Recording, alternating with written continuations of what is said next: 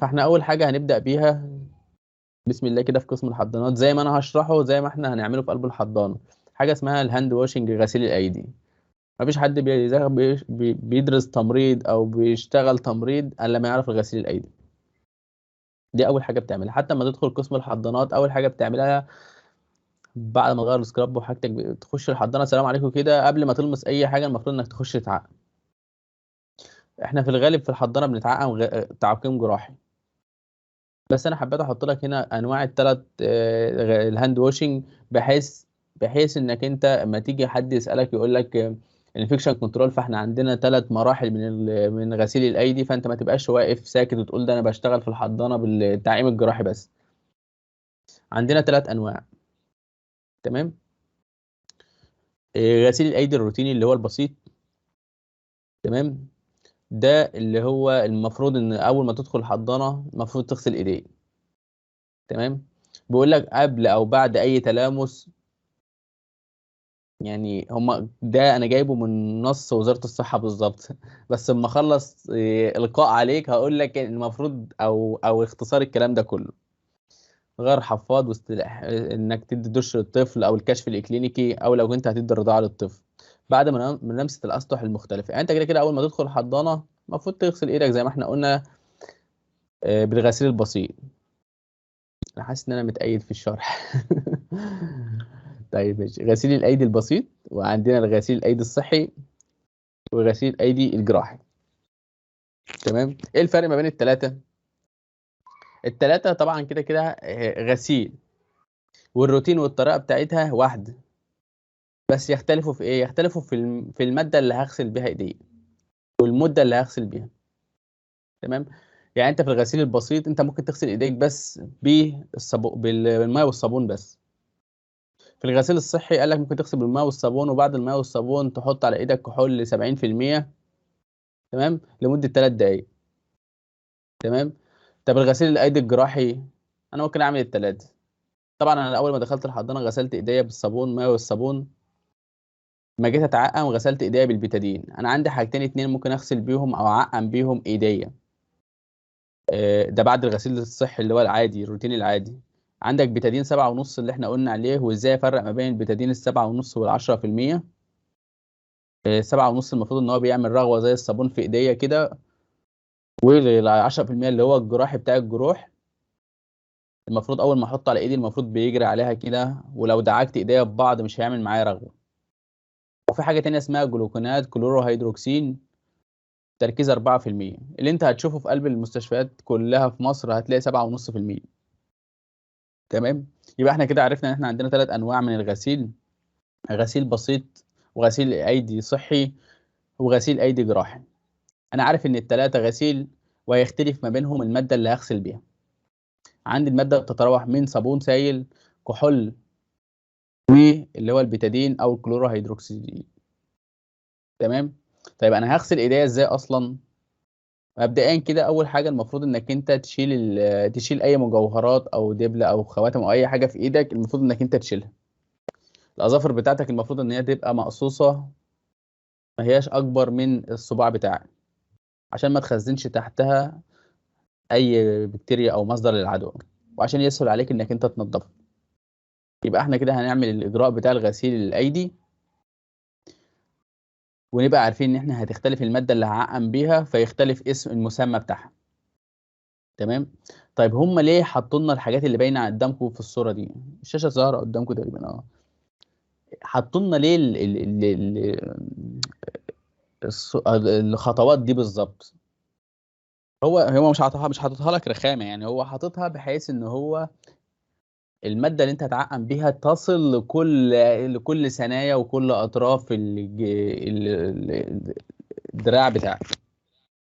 فاول حاجه كده بسم الله هعملها، وانا بعقم ايديا. المفروض ان انا بحط ايديا بشمر الكم بتاعي لحد الكوع، وافتح الحوض وافتح الميه. واحنا عارفين ان احنا الصنبور بتاع الميه لازم أن يكون بدراع، ما ينفعش ببكر، عشان لو انا اتعقمت ورحت قفلت البكره يبقى انت كده قفلت التعقيم بتاعك. يبقى رفعت الهدوم بتاعتي او السكراب بتاعي لحد فوق الكوع ب5 سنتي.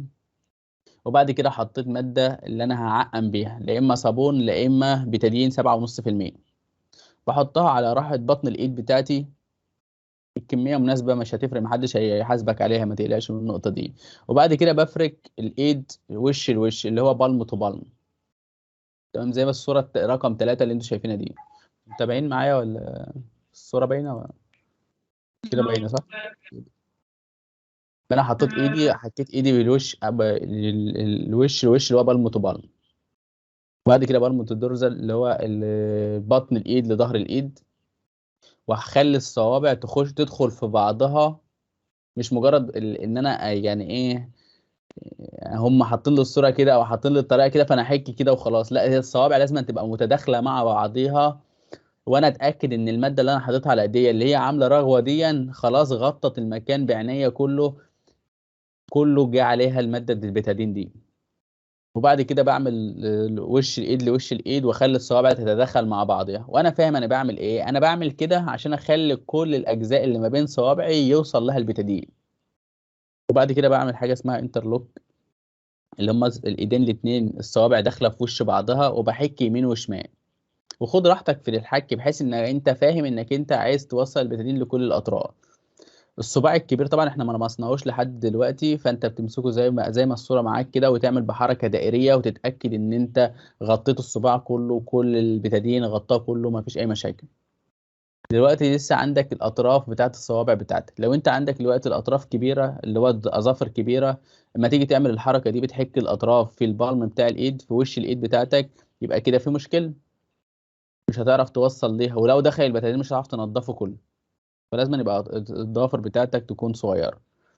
كده احنا خلصنا راحة اليد كلها بالأطراف بالايه بالأصابع. عندك بعد كده لسه هبقى نفس الحركة اللي هي في رقم 9 دي. بعمل ايديا حركة دائرية، وافضل اخدها حركة يمين وشمال، لا اما احرك ايديا اليمين لا اما احرك ايديا الشمال. المهم ان هي تلف عليها، واتاكد ان البتادين هيجيب الطرف كله لحد فوق الكوع. وتكرر نفس الكلام ده في الايد التانية. وكل ده انا بعمله وانا شايف البتادين بيرغي معايا مع الميه. مش ان انا يا دوبك حطيت نقطه البتادين على ايديا، عملت وش في وش وش في ظهر الانترلوك، يبقى انت كده يعني انت كده مش بتعمل حاجه، انت بتهزر. انت فاهم انت بتعمل ايه؟ انت عايز تخلي البتادين يصل لكل الجلد بتاعك وكل الثنايا بتاعت الصوابع لحد فوق الكوع، عشان تتخلص من كل البكتيريا اللي موجوده على جلدك. وللاسف ان معظم البتادين بيتخلص من البكتيريا الضاره والنافعه. فانت لو بتيجي تبص تلاقي جلدك من كتر التعقيم في الحضانه بيتشقى معانا كده. فانت لو جيت سالت اي حد تمريض شغال يبقى عنده حاجه اسمها المرهم اللي هو البنسينول، ده اساسي يعني. بعد ما خلصت وعملت لحد اللي فوق الكوع، عملت كله بيتادين.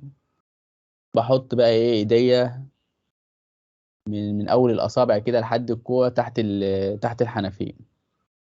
ببدا من الاصابع، بخلي الاصابع تتحرك كده، تتحرك جنب بعضها تحت الميه لحد ما اتاكد ان الميه شالت كل البتادين اللي على ايديا. وافضل ادخل ايديا بقى من اول الاصابع كده لحد الكوع، واحافظ عليها مرفوعه لفوق. واعمل الايد التانية برضو تحت الحنفيه، وافضل امشيها تحت الحنفيه لحد ما اجي للكوع. يبقى انا ايديا الاتنين دلوقتي بقوا مرفوعين، مرفوعين لفوق والكوع لتحت. بالكوع بقفل الصنبور بتاع الحنفيه. والمنشفه، او المفروض ان الفوط المعقمه بتبقى فوطه معقمه مقاس 30 في 30 او 30 في 40. بتاخدها بيبقى في درام محطوط جنب الحوض. بتاخد فرشه معقمه كده وتقوم الوش الاولاني بتمسح بيه ايديك الشمال مثلا، والوش التاني بتمسح بيه ايديك اليمين. تحافظ على ايدك مرفوعه لحد فوق. هنا بقى ممكن تعمل حاجتين اتنين: لا اما تحط ستريليوم لا اما تحط كحول.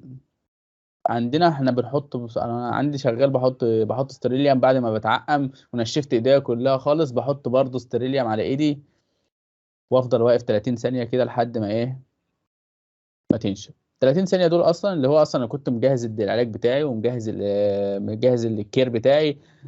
على ما اوصل من الحوض لحد الطفل بتاعي وانا رافع ايديا لفوق، بتبقى كده خلاص ال 30 ثانيه عدوا منك، وانت ابتديت تدخل تشتغل بالاجراء التمريضي. ده الجزء بتاع الهاند واشنج. واحنا في الحضانه ما بنتبعش الاجراء اللي هو الجراحي بنشتغل بيه على طول. ولو انت شغال في الكير بتاعك ومثلا مسكت سرنجة مثلا كهربائية ولقيتها مثلا بتدي الارم وحطيت صباعك عليه مثلا، هتروح تتعقم من الاول ولا هتعمل ايه تاني؟ حد عنده اجابة بس بسرعة؟